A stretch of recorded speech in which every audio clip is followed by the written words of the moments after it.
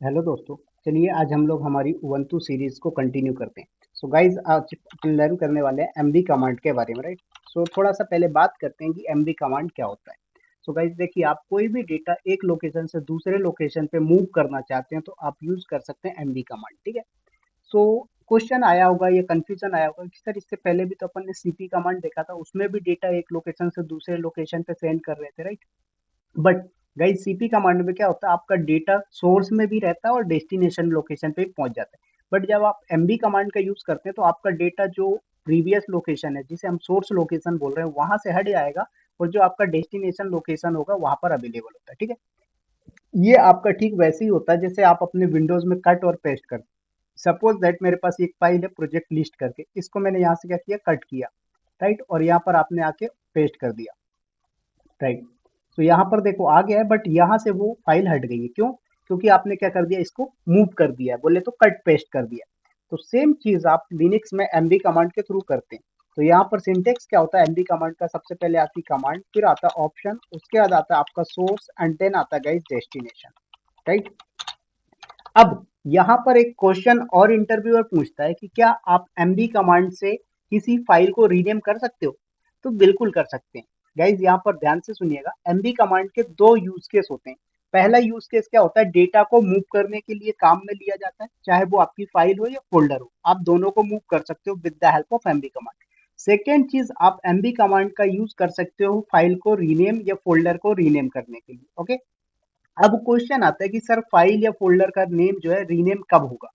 तो देखो गाइस, अगर आपका सोर्स क्या है, अगर आपका सोर्स लोकेशन और डेस्टिनेशन लोकेशन दोनों अवेलेबल है, तब तो आपका डेटा मूव हो जाएगा। बट सोर्स लोकेशन अवेलेबल है, डेस्टिनेशन पाथ जो है वो एग्जिस्ट नहीं करता, अवेलेबल नहीं है, तो आपका डेटा हो जाएगा ऐसे केस में रीनेम। बात आई समझ में? चलिए आते हैं थोड़ा सा और इसका करते हैं अपन प्रैक्टिकली, ठीक है। तो सबसे पहले ये मेरे उबंटू सर्वर पे आए। यहाँ पर अगर मैं एलएस करता हूँ, मेरे पास कोई डेटा नहीं है। मैंने क्या बोला, टच करके मैंने एक फाइल बना दिया India dot T X T नाम से, ओके। अब mkdir करके मैंने एक डेमो नाम का फोल्डर क्रिएट कर लिया। अब देखो मैंने एलएस किया अगर डेमो को, तो कोई आउटपुट आ रहा है क्या? नहीं। क्यों? क्योंकि अभी डेमो के अंदर कोई डेटा नहीं है। मैंने क्या बोला, आप किसी फाइल को या किसी भी फोल्डर को एक लोकेशन से दूसरे लोकेशन पे मूव कर सकते हैं with the help of MV command. So मैंने यहाँ पर लिया, एमवी हो गई मेरी command, India dot T X T file को मैं मूव करना चाहता हूँ, कहाँ पर? डेमो के अंदर। तो यहाँ पर डेटा आपका हो चुका है मूव। अब एलएस करके देखेंगे आप डेमो को, तो देखिए डेटा आपका मूव हो गया कहाँ पर? Demo, right. तो इस तरीके से आपने मूव कर दिया किसी फाइल को।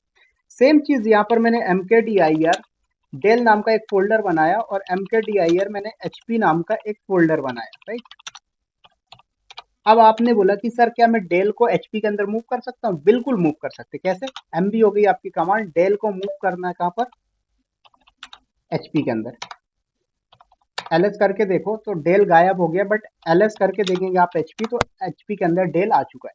तो इस तरीके से आप किसी भी फाइल या फोल्डर को मूव कर सकते हैं। अच्छा, यहाँ पर एक और चीज देखें कि आप ये जो डेटा मूव कर रहे हो वो क्या एक ही लोकेशन पे, करंट लोकेशन पे ही मूव कर रहे हो।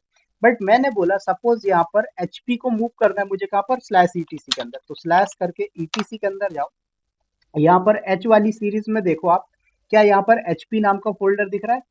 तो ऑलरेडी एग्जिस्ट कर रहा है एचपी। तो सबसे पहले क्या करें, आप किसी और नाम के डेटा को मूव करते हैं, राइट।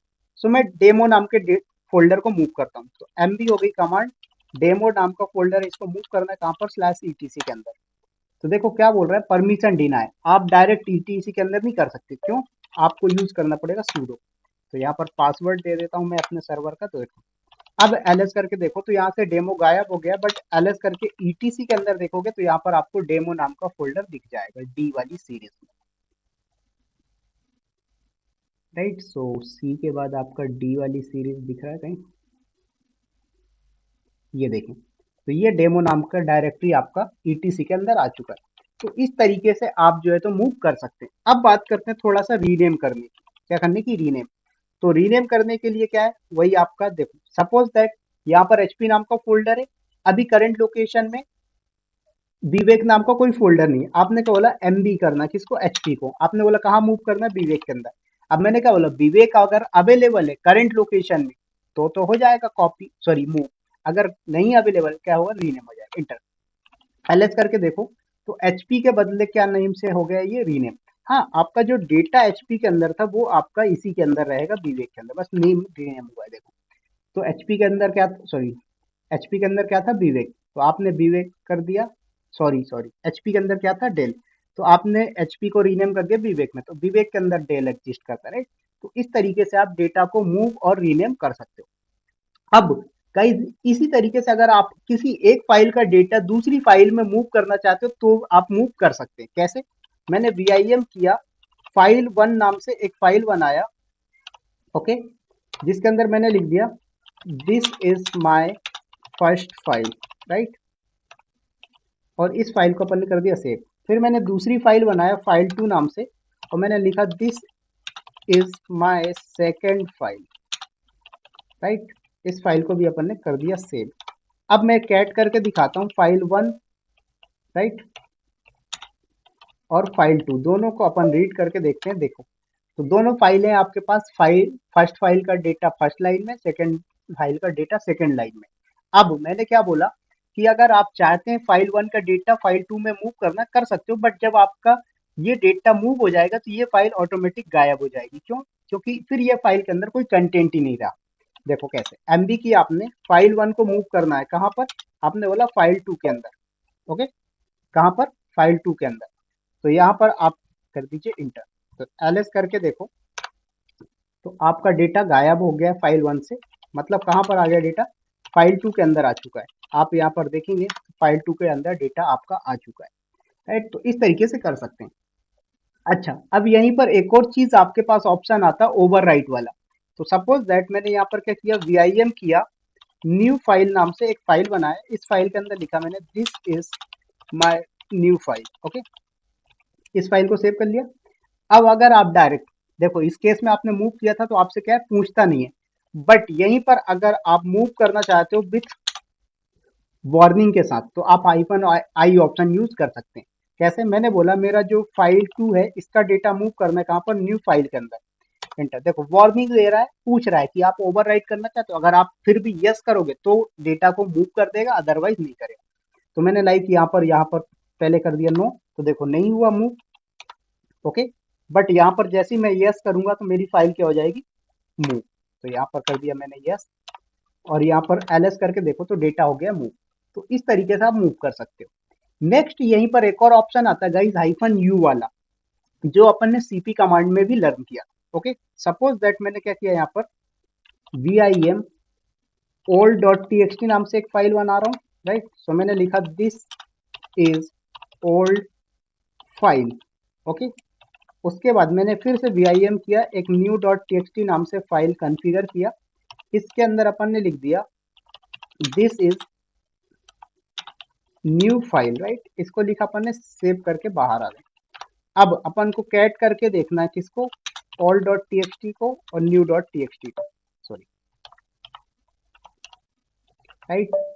ऑल डॉट टीएक्सटी तो आपके पास अवेलेबल है, बट न्यू डॉट टीएक्सटी नहीं है क्या? है, right. So all dot TXT and new dot TXT, देखो तो ओल्ड और न्यू दोनों आ गई आपके पास। अब आप मूव करना चाहते हो तो यहाँ पर एक चीज आपको याद होगी, मैंने बताया था, एमबी हो गई कमांड, हाइफन यू हो गया ऑप्शन, उसके बाद सोर्स एंड डेस्टिनेशन, यही सिंटेक्स यूज करते हैं, राइट। सो गाइज, अगर आपकी सोर्स फाइल क्या होती है, अगर आपकी सोर्स फाइल होती है new as compare to destination, तो डेटा हो जाएगा move. But source file older है किससे, डेस्टिनेशन फाइल से, तो डेटा मूव नहीं होगा। देखो बताता हूँ कैसे। मैंने बोला ओल्ड डॉट टीएक्सटी का data new dot TXT move कर दो, क्या कर दो, न्यू डॉट टीएक्सटी मूव कर दो, नहीं जाएगा डेटा। क्यों? क्योंकि यहाँ पर आप यूज कर रहे हैं हाइफन यू ऑप्शन, और हाइफन यू ऑप्शन बोलता है कि सोर्स वाला जो है वो न्यूअर होना चाहिए, डेस्टिनेशन वाला ओल्डर होना चाहिए। देखो, तो यहाँ पर आप कैट करके देखो ओल्ड डॉट टीएक्सटी और न्यू डॉट टीएक्सटी, तो देखो डेटा दोनों का सेम है, कहीं नहीं गया। बट यहीं पर जैसे ही आप क्या करते हो, न्यू को पहले मतलब सोर्स में दे देते हैं न्यू डॉट टीएक्सटी को, ओके, और यहाँ पर दे देते हैं ओल्ड डॉट टीएक्सटी।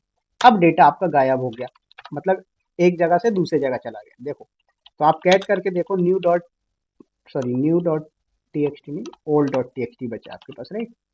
तो देखो, तो ओल्ड वाली फाइल में न्यू फाइल का डेटा आ चुका है। तो इस तरीके से जो है तो आप एमबी कमांड का यूज कर सकते हैं। सो गाइज आज के लिए रखते हैं इस वीडियो को इतना ही, फिर मिलेंगे नेक्स्ट वीडियो। सो गाइज अगर वीडियो अच्छी लगी हो तो प्लीज वीडियो को लाइक शेयर सब्सक्राइब करिएगा, अपने फ्रेंड्स को कलीग्स को सभी को शेयर करिए। वीडियोस फ्री हैं। मिलते हैं बहुत ही जल्दी नेक्स्ट वीडियो में। Bye bye, take care all.